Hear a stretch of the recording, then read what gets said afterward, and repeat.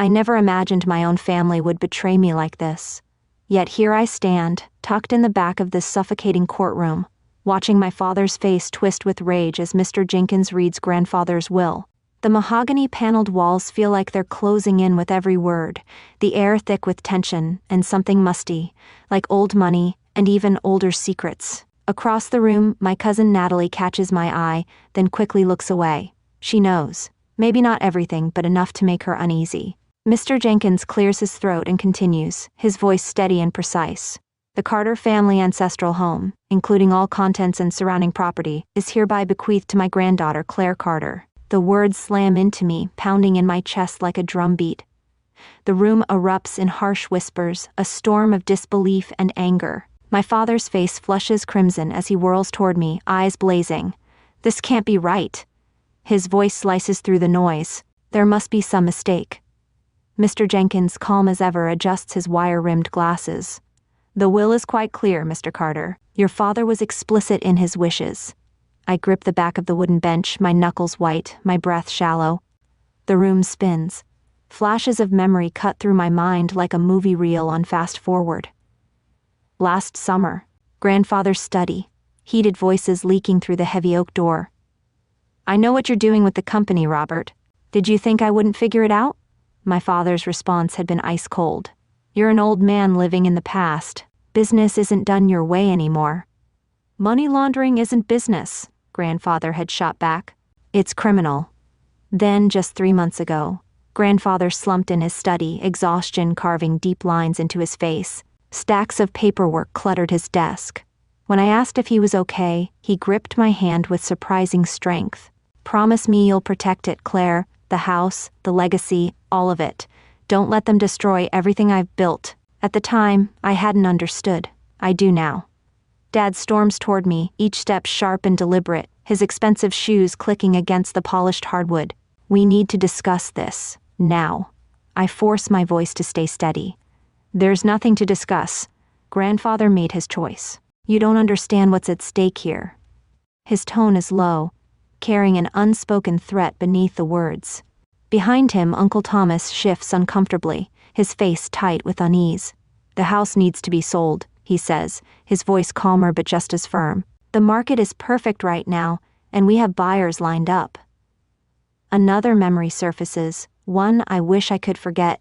Dad's construction office. Late at night. I had stopped by to drop off paperwork when I heard voices through the thin walls. The feds are starting to ask questions, Robert. We need that money cleaned, and we need it fast.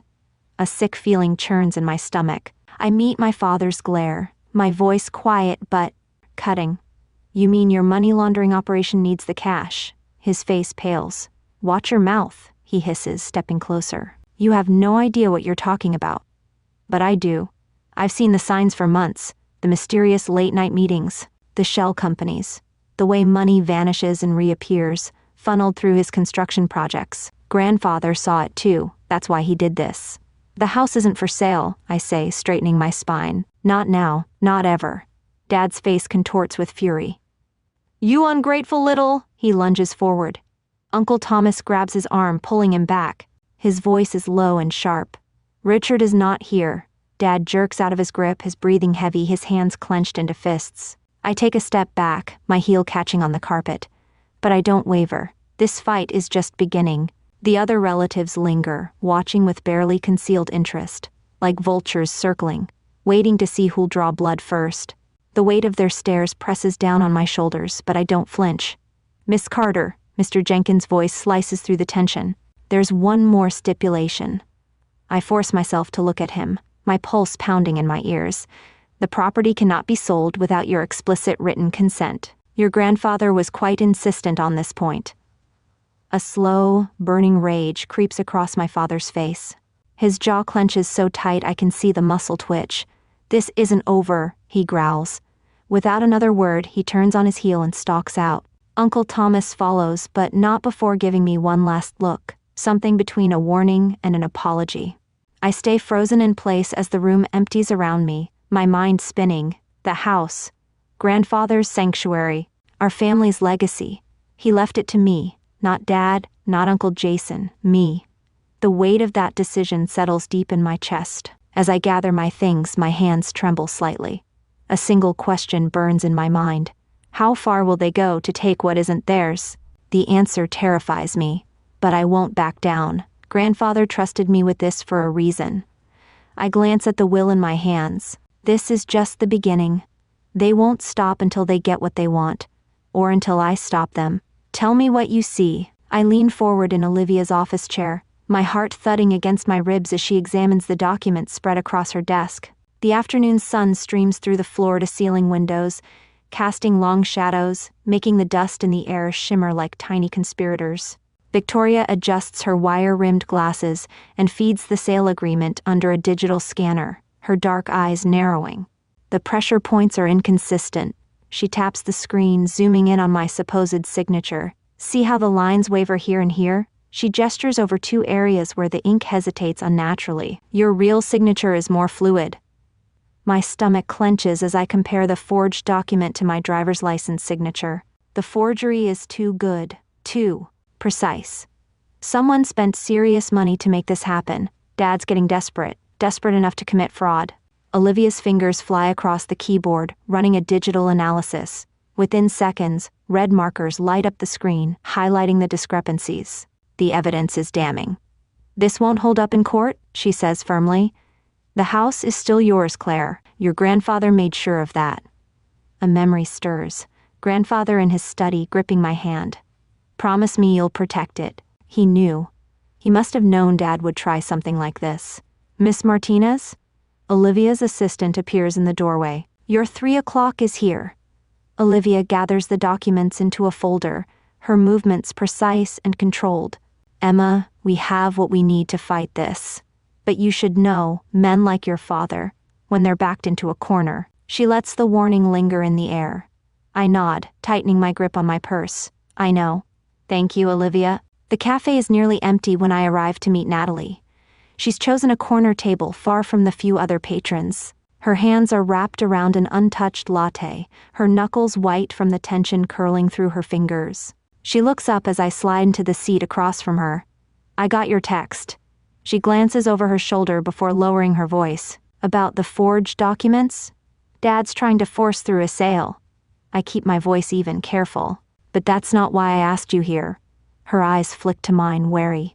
I need to know what else you've seen, Natalie. What else have you heard? Color drains from her face. I shouldn't, please. I reach across the table, stopping just short of touching her trembling hands. You're the only one inside the company who might help me. A beat of silence. Then I press on. I know you've noticed things. She swallows hard, hesitating. Then, barely above a whisper, she says, You have no idea how bad it is. I hold my breath, every muscle tensed as the footsteps pause just outside the study door. The silence stretches, thick and suffocating. My mind races through the possibilities. Dad, Uncle Robert, someone they sent. I tighten my grip on the edge of the desk. If they came looking for the same thing I did, then I couldn't let them find it first. The doorknob rattles. Instinct kicks in. I dart across the room, pressing my back against the wall just as the door swings open. A shadowy figure steps inside, their silhouette outlined against the dim light from the hallway. My pulse pounds in my ears as they hesitate, scanning the room. The printer. The glow of the power button is faint, but noticeable in the dark. A sharp intake of breath confirms they've seen it. My stomach twists as the figure steps forward, their attention locked on Grandfather's desk. Now. I move swiftly, slipping past them and into the hallway before they can turn around. My socked feet barely make a sound against the hardwood as I sprint for the stairs. Behind me there's a sharp shuffle, then the unmistakable thud of a drawer yanked open. They weren't here for me. They were here for whatever Grandfather had left behind. I take the stairs 2 at a time, nearly stumbling as I hit the bottom landing. My car keys are in my pocket, but if I go outside now, they'll hear the front door. I pivot toward the kitchen, forcing myself to breathe, to think. The back door. A floorboard groans overhead. They're moving, searching. I don't have much time. I slip through the darkened house, my fingers brushing along the smooth edges of furniture as I navigate blindly. When I reach the kitchen, I move straight to the back door, easing it open as quietly as I can. The night air is sharp and cool, a stark contrast to the suffocating weight of the house. I step outside, shutting the door behind me just as another sound cuts through the night. Wood splintering upstairs. They're tearing the place apart. I don't wait to find out what they're after. I sprint across the yard, my sneakers hitting damp grass as I make my way to the garden wall. My breath comes in shallow, uneven bursts as I scan the stone surface, searching. The heart. It's there, worn and weathered but still visible. The initials inside it are nearly faded, but I don't need to see them to remember. Grandfather's clue. Count 3 stones up, 2 across. My fingers move fast, brushing over the cool stone until I find the right one. It's looser than the others, shifting slightly under my touch. A loud bang erupts from inside the house. A door slammed? A fight? My hands tremble as I dig my nails into the edges of the stone, yanking it free. Dust and grit spill over my fingers, but I barely register it. Behind the stone, a small metal key glints in the moonlight. Grandfather's study drawer. My heartbeat stutters. This is it. The evidence, the proof, whatever he left for me, it's inside that locked drawer. And I had the key. But now, I had a bigger problem. I wasn't the only one looking for it. I kill the desk lamp and press myself against the wall, hoping the darkness will be enough to conceal me. Tomorrow, I'll follow the trail of clues grandfather left. But first, I have to make it through tonight. The warehouse air reeks of mildew and rust, stinging my lungs as I crouch behind a stack of rotting wooden crates. Victoria and Natalie huddle beside me in silence, each breath measured and controlled. Through a narrow gap, I catch a glimpse of Dad pacing under the harsh fluorescent lights. Even from here, I can see the sweat gleaming on his forehead. "Time's running out," he snaps, voice echoing off concrete walls. "The feds are breathing down our necks, and that little brat." The insult cuts into me, even now, but I keep my composure. Another voice answers from the shadows, Marcus Delgado, his suit too clean for this decaying place. "You assured us this would be handled cleanly, Robert," he says, stepping into the light. "Instead, we've got rumors of an investigation and a paper trail, a mile long." My hand tightens around the recording device in my pocket. Victoria brushes my sleeve, a silent reminder not to move. "I can fix this," Dad insists, but there's a tremor in his voice I've never heard before. "The house sale will cover everything once it's done." A cold voice belonging to Vincent demands, "How exactly do you plan to make that happen? Your daughter holds the keys now, doesn't she?" Dad's jaw twitches. "Leave Claire to me. I have the documents ready, with or without her cooperation. That sale is happening in 48 hours. Natalie stiffens beside me, and we exchange a look. He's forging my consent. He won't wait for me to sign anything willingly. They keep talking, their words all pointed references to shell companies, offshore accounts, and washed funds. Each sentence is another nail in the coffin of who I thought my father was. Olivia's surveillance gear is capturing every bit. But the real damage is done in my mind. The calm way they discuss destroying everything grandfather built. Later, in our makeshift command center, a rundown office space 3 blocks away, Victoria sifts through intercepted emails while Natalie paces behind her. "He's moving faster than we thought," Victoria says, fingers flying over the keyboard. "The sale documents are already being processed." I lean in, scanning the decrypted messages. "How long do we have?" "Hours, maybe," she says, zooming in on a final line of text. "They've got a buyer lined up for tomorrow morning." A grim determination settles in my chest. We can't let that happen. Grandfather trusted me to protect this place. I won't let them tear it apart. Natalie bites her lip. "Emma, maybe we should talk to Uncle Richard first. Try reasoning with him." I recall his cold eyes in the warehouse, that determined look as he planned to forge my signature. "He's had his chance," I say, my voice clipped. "It's too late for talking." 20 minutes later, I stand alone in grandfather's study, the weight of our family legacy bearing down through the silence. The walls groan under the night's chill, a sound that used to comfort me but now feels foreboding. The door opens, and Dad steps in, silhouetted against the dim hall light. His shoulders are tense with barely contained anger. "You wanted to see me?" he asks, voice carefully even. The controlled fury bristles just beneath the surface. "Yes," I reply. My hand drifts over the worn surface of grandfather's desk. "We need to talk. We need to talk about the forged documents you're planning to file tomorrow morning." The silence stretches between us, thick with decades of lies. Through the study window, storm clouds gather on the horizon, mirroring the darkness in my father's eyes. "You have no idea what you're talking about," he growls, but there's a flicker of something in his expression, fear, perhaps, or the realization that his carefully constructed world is on the verge of collapse, don't I? I pull a small recording device from my pocket. Want to hear what Marcus Delgado had to say? All color drains from his face. Behind him, Uncle Thomas stands in the doorway, torn between loyalty and the dawning horror of our family's corruption. You stupid girl, Dad snarls, voice trembling with fury. Do you have any idea what you've done? The people you're dealing with are criminals. The word hits the air like a gunshot. Criminals like you? He lunges forward, slamming his hands on the desk between us. Everything I've done has been for this family. Wrong, I say, voice steady despite my shaking hands. Everything you've done has been for yourself. The money laundering, the fraud, it's destroying everything grandfather built. Uncle Thomas tries to intervene, but Dad twists on him with a threat. Unless you want them looking into your involvement too. The chill in his voice hangs in the air as he and Uncle Thomas finally leave. Their footsteps echo in the hallway, and I sink into grandfather's chair, numb with exhaustion. Natalie and Victoria linger in the study, silent pillars of support, until something catches my eye on the bookshelf behind the desk. Running my fingers along the leather-bound volumes, I find a gap in the row, a slight unevenness that reveals a hidden panel.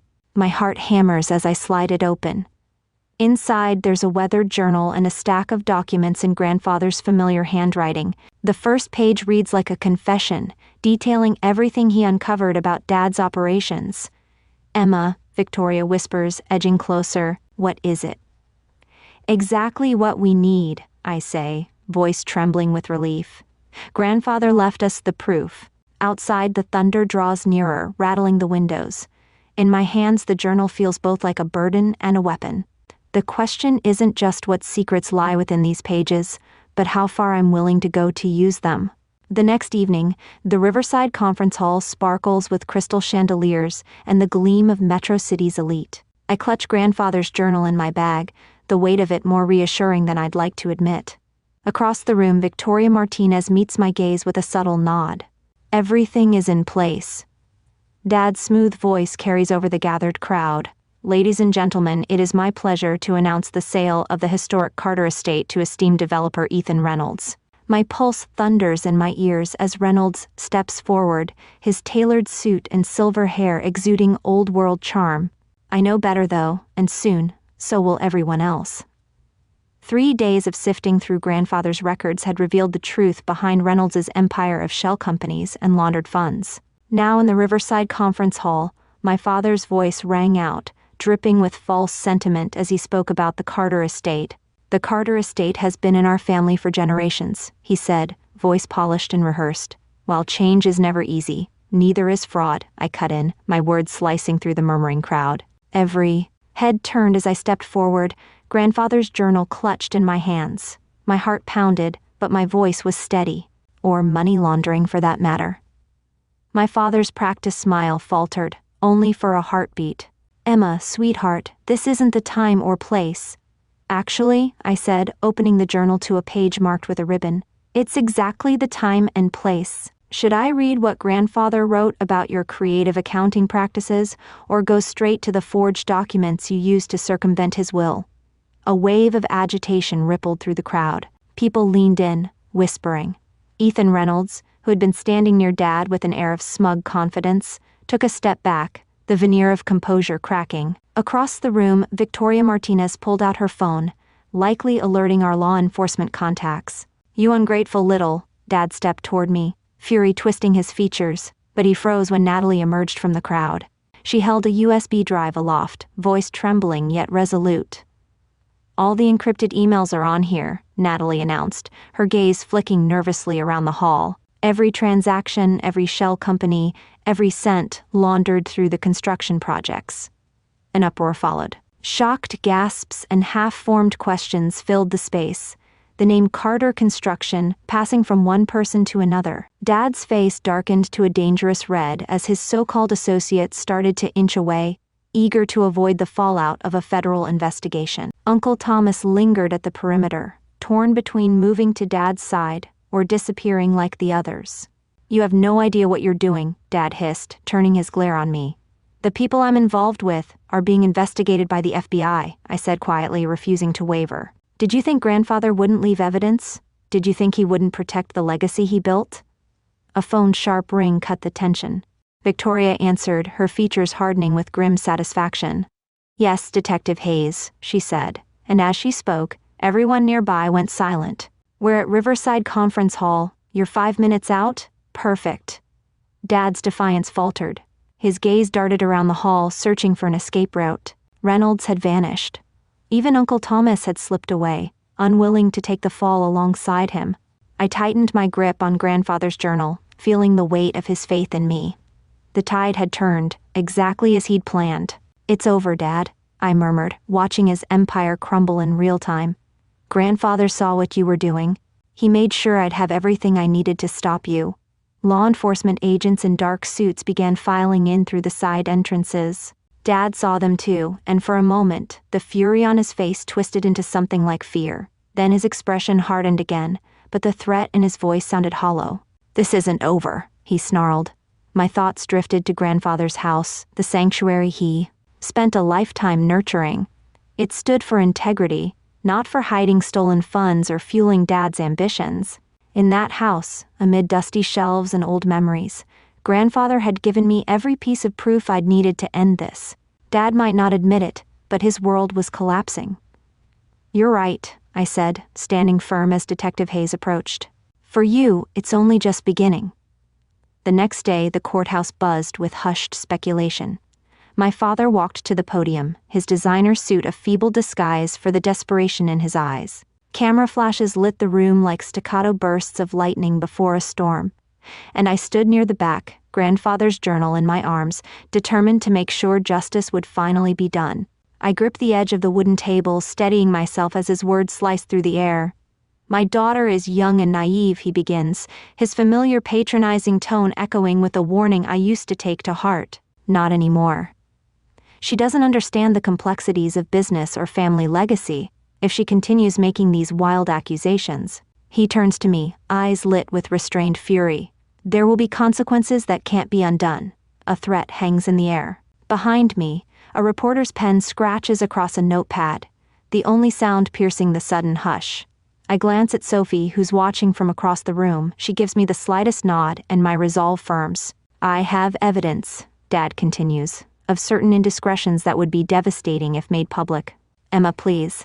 His tone softens into something pretending at fatherly concern. Don't force my hand. Victoria Martinez, my attorney, shifts at my side.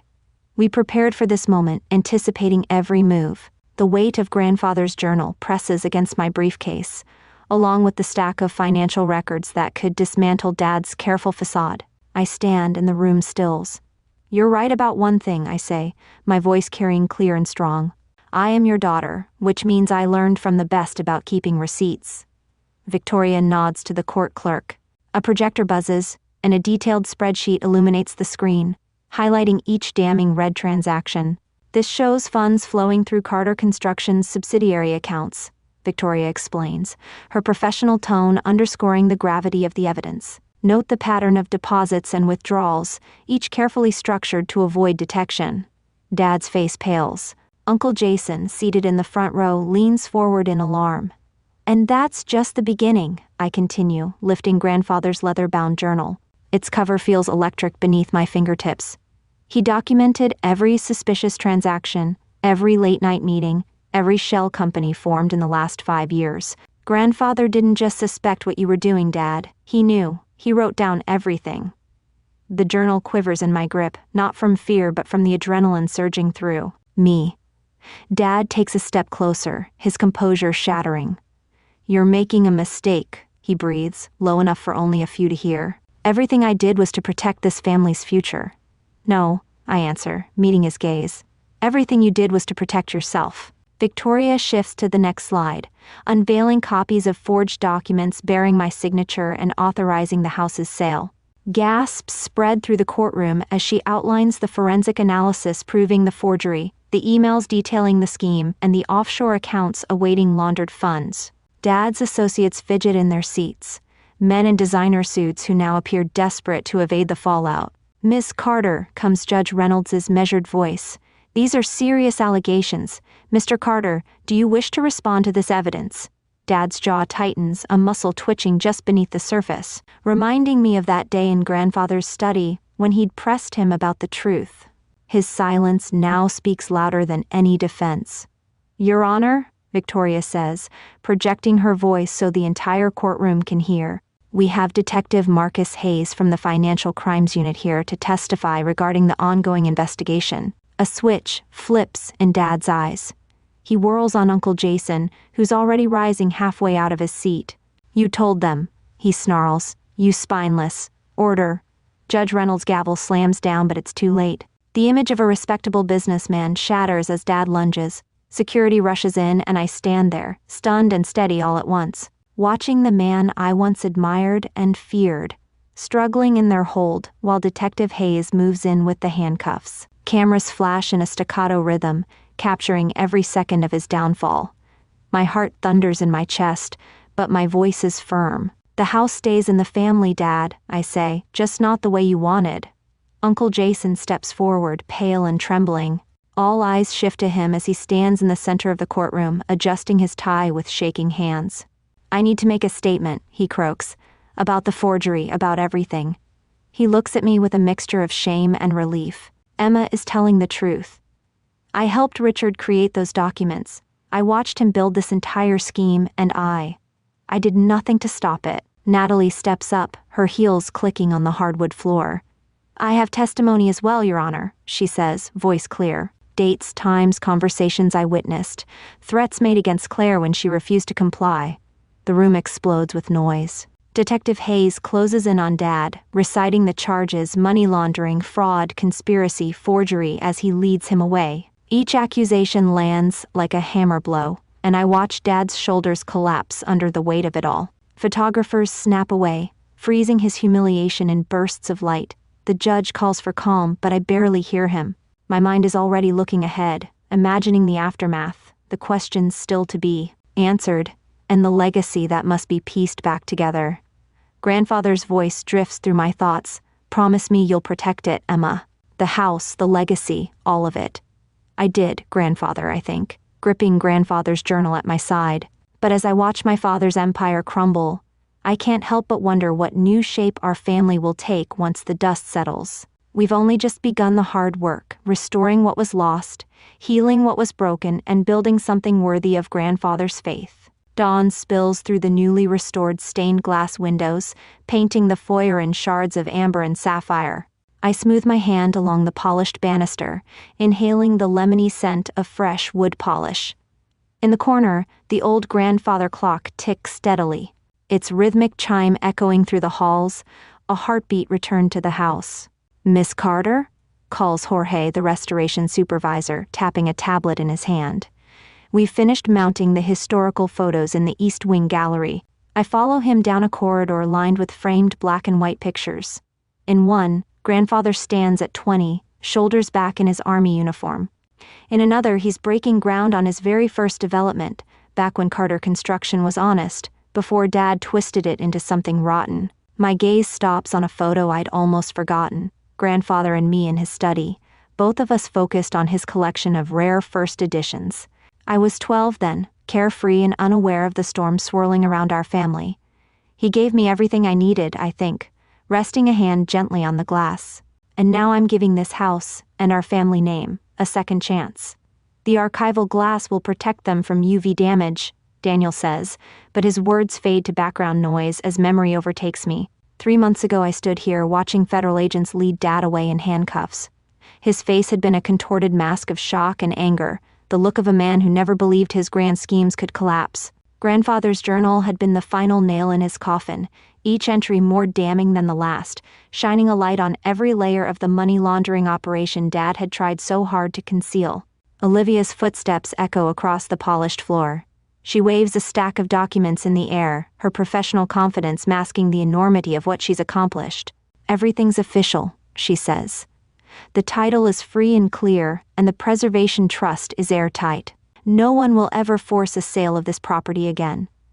I offer a heartfelt thank you, though the words feel far too small. She merely smiles in response, like we both know it was never just about paperwork, it was about restoring trust. Natalie appears in the doorway, a box of photographs in her arms. "Found these in the attic," she says, setting the box down gently. "They'll fit right in with the rest of the gallery. It's beautiful in here, Emma. Uncle Frank would be proud."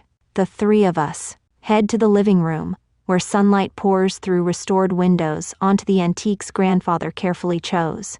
On the mantel, his vintage fountain pens glint in the glow. I found them stashed in his study, beside the journal that changed everything. "Hard to believe it's the same house," Natalie murmurs, taking a seat in a leather armchair.